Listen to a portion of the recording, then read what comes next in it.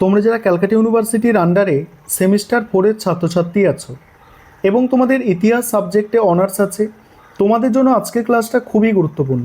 আজকের ক্লাসে তোমাদের 4 সেমিস্টার ইতিহাস অনার্সে যে 4টি ডিএসসিসি পেপার পড়তে হবে, ডিএসসিসি 5 টু ডিএসসিসি 8, এই 4টি পেপারের 100% কমনযোগ্য সাজেশান নিয়ে আলোচনা করব। প্রথমেই আলোচনা করছি ডিএসসিসি 5 পেপার, যেটা আছে হিস্ট্রি অফ ইন্ডিয়া 750 থেকে 1206। 20 নম্বরের প্রশ্ন দেখো। প্রথম প্রশ্ন রাজপুত শক্তির উত্থানের কারণ কী ছিল এবং এই সম্পর্কিত বিভিন্ন তত্ত্বগুলি বিস্তারিত আলোচনা করো। যেগুলো দেখছো স্টার দিয়ে চিহ্নিত করা আছে, এগুলো হচ্ছে সবথেকে গুরুত্বপূর্ণ এবং বিগত বছরগুলিতে দেখা গেছে যে আমি যে প্রশ্নগুলো স্টার দিয়ে চিহ্নিত করে রাখি তার মধ্যে থেকেই সমস্ত প্রশ্ন কমন এসে যায়। পরের প্রশ্ন ঐতিহাসিক হিসাবে অলবিরুনির অবদান ও মূল্যায়ন বিস্তারিতভাবে আলোচনা করো। তারপরের প্রশ্ন আদি মধ্যযুগের ইতিহাসের উপাদান হিসাবে সাহিত্য, লিপি এবং মুদ্রার গুরুত্ব আলোচনা করো। পরের প্রশ্ন সুলতান মাহমুদ ও মোহাম্মদ ঘুরির ভারত আক্রমণের প্রকৃতির মধ্যে তুমি কিভাবে পার্থক্য করবে। নেক্সট ত্রিপাক্ষিক সংগ্রাম বা ত্রিশক্তি সংগ্রামের কারণ ও ফলাফল সম্পর্কে বিস্তারিত লেখো। তারপর আদি মধ্যযুগের সমাজ অর্থনীতিতে মন্দিরের কী ভূমিকা ছিল তা বিশ্লেষণ করো। নেক্সট শিক্ষার বিস্তারে নালন্দা ও বিক্রমশিলা মহাবিহারের কী অবদান ছিল। তারপরে চোলদের সামুদ্রিক কার্যকলাপ এবং ব্যবসা বাণিজ্যের প্রসার সম্পর্কে আলোচনা করো। দক্ষিণ ভারতে গড়ে ওঠা বাণিজ্য গিল্ডগুলির কার্যাবলী ও ভূমিকা বিস্তারিত আলোচনা করো। আদি মধ্যযুগে বর্ণ ব্যবস্থার প্রসার এবং অস্পৃশ্যদের সামাজিক অবস্থান সম্পর্কে আলোচনা করো। নেক্সট ভারতীয় সমাজ ব্যবস্থা জনিত বা আদি কৃষক সম্প্রদায়ের ভূমিকা নির্ণয় করো। তারপরে কি আছে দেখো, তারপরের প্রশ্ন হচ্ছে জনপ্রিয় ধর্মীয় সংস্কৃতির অঙ্গ হিসাবে ভক্তিবাদের উত্থান ও এর বৈশিষ্ট্যগুলি আলোচনা করো। এবং 13 দাগের আরেকটি প্রশ্ন আছে, দেখতে পাচ্ছ এখানে 13টি প্রশ্ন দেওয়া আছে। প্রথম 12টি প্রশ্ন সবথেকে গুরুত্বপূর্ণ। অনার্সে এর থেকে কম প্রশ্ন যদি করতে যাও তাহলে কিন্তু সমস্যা আছে। এবারে হচ্ছে 5 নম্বরের প্রশ্ন ধর্মপালের কৃতিত্ব সংক্ষেপে আলোচনা করো। তারপরের প্রশ্ন পাল শক্তির সম্প্রসারণে দেবপালের ভূমিকা সংক্ষেপে লেখো। চোল রাষ্ট্রের প্রেক্ষিতে মণ্ডলম ও বলনাড়ুর তাৎপর্য বিশ্লেষণ করো।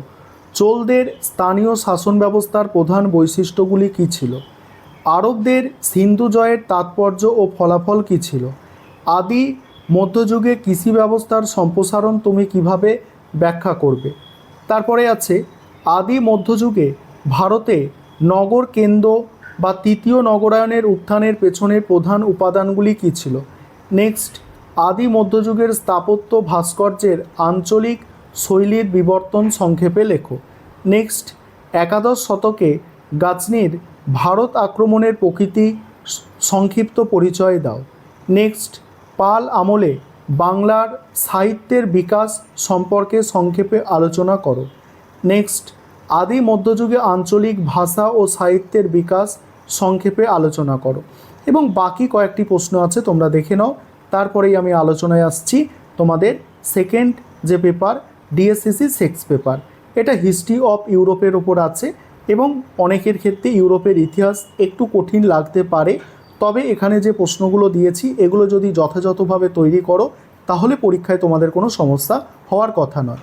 তারও আগে একটা বিষয় তোমাদের বলবো যে তোমাদের জন্য এই 4টি পেপারের সম্পূর্ণ স্টাডি মেটেরিয়াল অর্থাৎ পিডিএফ নোটস আমাদের রেডি আছে। তোমরা যদি স্টাডি মেটেরিয়াল পারচেস করতে চাও অবশ্যই তোমরা স্ক্রিনে দেওয়া নম্বরে যোগাযোগ করে আমাদের থেকে স্টাডি মেটেরিয়াল অর্থাৎ পিডিএফ নোটস কিনতে পারো। দেখে নাও 20 নম্বরের প্রশ্ন। প্রথম প্রশ্ন ভৌগোলিক আবিষ্কার বা নতুন বিশ্ব অনুসন্ধানের কারণ ও উদ্দেশ্যগুলি বিস্তারিত আলোচনা করো। পরের প্রশ্ন আছে রেনেসাঁস মানবতাবাদের প্রধান বৈশিষ্ট্যগুলি কী ছিল এবং ইউরোপীয় সমাজ ও সংস্কৃতিতে এর প্রভাব আলোচনা করো। পরের প্রশ্ন ধর্ম সংস্কার আন্দোলনে জন ক্যালভিন ও ক্যালভিনবাদের ভূমিকা এবং প্রসারের সম্পর্কে বিস্তারিত আলোচনা। নেক্সট, ষোড়শ শতকে ইউরোপে মূল্য বিপ্লবের কারণ ও সমাজ অর্থনীতিতে এর প্রভাব আলোচনা করো। নেক্সট, ইংল্যান্ডে ধর্ম সংস্কার আন্দোলনের বৈশিষ্ট্য এবং এক্ষেত্রে রাষ্ট্রের ভূমিকা বিশ্লেষণ করো। নেক্সট, পঞ্চদশ ও ষোড়শ শতকে ইউরোপের অর্থনৈতিক পরিবর্তন এবং বাণিজ্যিক বিপ্লবের কারণ ও ফলাফল বিশ্লেষণ করো। নেক্সট, ইউরোপে আধুনিক রাজতন্ত্র বা জাতীয় রাজতন্ত্রের বিকাশ ও তার তাৎপর্য ব্যাখ্যা করো। নেক্সট, ইউরোপে রেনেসাঁসের শিল্প, সাহিত্য, শিক্ষা ও রাজনৈতিক চিন্তার ওপরে প্রভাব বিশ্লেষণ করো। এবং বাকি কয়েকটি প্রশ্ন আছে, তোমরা দেখতে পাচ্ছ। তারপরে 5 নম্বরের প্রশ্ন, সামন্ততন্ত্র থেকে পুঁজিবাদের উত্তরণ বিতর্কের মূল কথা সংক্ষেপে লেখো। পর্তুগিজ ও স্পেনীয় সমুদ্র অভিযানের একটি তুলনামূলক আলোচনা। ইটালিতে কেন সর্বপ্রথম নবজাগরণ বা রেনেসাঁস শুরু হয়েছিল। তারপরে ধর্ম সংস্কার আন্দোলনে মার্টিন লুথারের অবদান।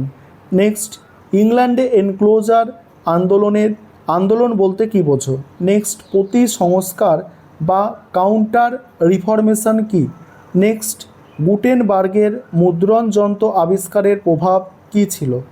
নেক্সট, অ্যানাব্যাপটিস্ট ও হিউগেনট কাদের বলা হতো। নেক্সট, বাণিজ্যিক বিপ্লব বলতে কী বোঝো। ওয়েস্টফেলিয়া সন্ধির গুরুত্ব সংক্ষেপে আলোচনা করো। বাকি কয়েকটা এক্সট্রা প্রশ্ন দেওয়া আছে, দেখতে পাচ্ছ। এবারে তোমাদের 4th সেমিস্টারে থার্ড যে পেপার আছে, ডিএসসিসি 7 পেপার, এটা ভারতের ইতিহাসের ওপরেই আছে, হিস্ট্রি অফ ইন্ডিয়া 1206 থেকে 1526। এই পেপার থেকে যে প্রশ্নগুলো তোমরা তৈরি করবে সেগুলো এবার দেখে নাও। 20 নম্বরের প্রশ্ন দেখো। প্রথম প্রশ্ন, আলাউদ্দিন খলজির মূল্য নিয়ন্ত্রণ বা বাজার দর নিয়ন্ত্রণ নীতি কেন এবং কিভাবে প্রবর্তিত হয়েছিল তা বিস্তারিত আলোচনা করো।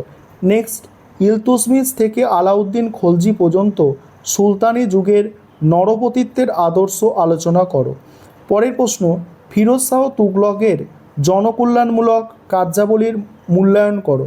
নেক্সট, মোহাম্মদ বিন তুগলক প্রবর্তিত বিভিন্ন পরিকল্পনা বিশ্লেষণ করো এবং তার ব্যর্থতার কারণগুলি লেখো।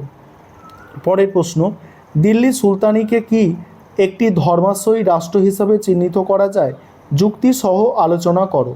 পরের প্রশ্ন, সুলতানি যুগে ভারতে সুফিবাদের প্রসার কিভাবে ঘটেছিল এবং সমাজ ও সংস্কৃতিতে এর প্রভাব কী ছিল। পরের প্রশ্ন, বিজয়নগর ও বাহমিনী সাম্রাজ্যের মধ্যে দীর্ঘস্থায়ী দ্বন্দ্বের কারণ ও ফলাফল বিস্তারিত আলোচনা করো। তারপরে বিদেশি পর্যটকদের রচনার ভিত্তিতে বিজয়নগর সাম্রাজ্যের আর্থসামাজিক অবস্থা বর্ণনা করো। পরের প্রশ্ন, সুলতানি যুগে নগরায়ন বা শহর কেন্দ্রিক সভ্যতার বিকাশ সম্পর্কিত বিতর্কটি বিশ্লেষণ করো। নেক্সট, সুলতানি যুগের ইতিহাস নির্মাণে জিয়াউদ্দিন বার্নির রচনার গুরুত্ব আলোচনা করো। তারপরে ইলতুৎমিশকে কেন দিল্লি সুলতানির প্রকৃত প্রতিষ্ঠাতা বলা হয়, তার রাজত্বকালের প্রধান কৃতিত্ব আলোচনা করো। এবার দুটো এক্সট্রা প্রশ্ন দেওয়া আছে, দেখো। তারপর 5 নম্বরের প্রশ্ন, গিয়াসউদ্দিন বলবনের রাজতান্ত্রিক আদর্শ বা রক্ত ও লৌহ নীতি বলতে কী বোঝো। তারপরে সুলতানি যুগে ইকতা ব্যবস্থার প্রধান বৈশিষ্ট্যগুলি কি কি ছিল। খলজি বিপ্লব বলতে কী বোঝো, এর তাৎপর্য। সুলতান রাজিয়ার পতনের কারণ সংক্ষেপে আলোচনা করো। মোহাম্মদ বিন তুগলক কেন রাজধানী স্থানান্তর করেছিল। তারপরে দেখো রাজধানী কেন স্থানান্তর করেছিল। তারপর হচ্ছে বাংলার স্বাধীন সুলতানির প্রতিষ্ঠাতা রূপে শামসুদ্দিন ইলিয়াস শাহের ভূমিকা সংক্ষেপে লেখো। নেক্সট, হুসেন শাহের আমলে বাংলার সাংস্কৃতিক বিকাশ বিবৃত করো। নেক্সট, মাহমুদ গাওয়ান কে ছিলেন এবং বাহমিনী রাজ্যে তার অবদান কী ছিল। পরের প্রশ্ন আছে, সুলতানি যুগের স্থাপত্যের প্রধান বৈশিষ্ট্যগুলি সংক্ষেপে লেখো। ভক্তি আন্দোলনের প্রধান বৈশিষ্ট্য এবং সমাজে এর প্রভাব সংক্ষেপে লেখো। এবার এক্সট্রা কিছু প্রশ্ন দেওয়া আছে, দেখতে পাচ্ছ। তারপরেই আছে দেখো তোমাদের চতুর্থ পেপার অর্থাৎ লাস্ট যে পেপার সেটাও ইউরোপের ইতিহাসের ওপরেই আছে, 1650 থেকে 1780, ডিএসসিসি 8 পেপার। 20 নম্বরের প্রশ্ন। প্রথম প্রশ্ন, মুদ্রণ বিপ্লবের কারণ ও সমাজ সংস্কৃতিতে এর ফলাফল বিস্তারিত আলোচনা করো। পরের প্রশ্ন, ইংল্যান্ডে সংসদীয় রাজতন্ত্র গড়ে ওঠার কারণ কী ছিল, অথবা গৌরবময় বিপ্লবের কারণ ও তাৎপর্য আলোচনা করো। পরের প্রশ্ন, ইংল্যান্ডের বিপ্লবে একটি বিপ্লবী গোষ্ঠী হিসাবে লেভেলার ও ডিগারদের ভূমিকা মূল্যায়ন করো। বৈজ্ঞানিক বিপ্লব কতটা বৈপ্লবিক ছিল ইউরোপে আধুনিক বিজ্ঞানের উত্থানে এর অবদান আলোচনা করো। তারপরে জন লক কিভাবে একটি আদর্শ উদারনৈতিক রাষ্ট্রের রূপরেখা তৈরি করেছিলেন তা বিশ্লেষণ করো। তারপরে আছে জ্ঞানদীপ্তি যুগের, দেখো জ্ঞানদীপ্তি যুগ বলতে কী বোঝো, এই জ্ঞানদীপ্তির প্রসারের কারণ ও এর প্রধান বৈশিষ্ট্যগুলি বিস্তারিত আলোচনা করো। ইংল্যান্ডে প্রথম শিল্প বিপ্লবের কারণ ও শর্তগুলি বিস্তারিত আলোচনা করো। এবার বাকি প্রশ্নগুলো তোমরা দেখো এখানে। 5 নম্বরের প্রশ্ন, সামরিক বিপ্লব কিভাবে যুদ্ধকে একই সঙ্গে রাজকীয় ও প্রলেতারিয়ত করে তুলেছিল? ইউরোপের 17 শতকের সংকটকে সাধারণ সংকট কেন বলা হয়? ইংল্যান্ডের গৃহযুদ্ধকে বুর্জোয়া বিপ্লব বলে চিহ্নিত করা কতটা সঙ্গত? তারপরে আছে সপ্তম শতাব্দীর বৈজ্ঞানিক সংস্থা এবং একাডেমিগুলি কিভাবে বিজ্ঞানের বিকাশে সাহায্য করেছিল? ইউরোপের অর্থনীতিতে মার্কেন্টাইলবাদের প্রভাব সংক্ষেপে বিশ্লেষণ করো। অষ্টাদশ শতাব্দীর ইউরোপে জ্ঞানদীপ্তির স্বৈরাচারের প্রধান বৈশিষ্ট্য, কোপারনিকান বিপ্লব, গ্যালিলিওকে কেন আধুনিক বিজ্ঞানের জনক বলা হয়, এবং বাকি তোমরা প্রশ্নগুলো দেখো। এই ছিল তোমাদের 4টি পেপারের কমপ্লিট সাজেশান।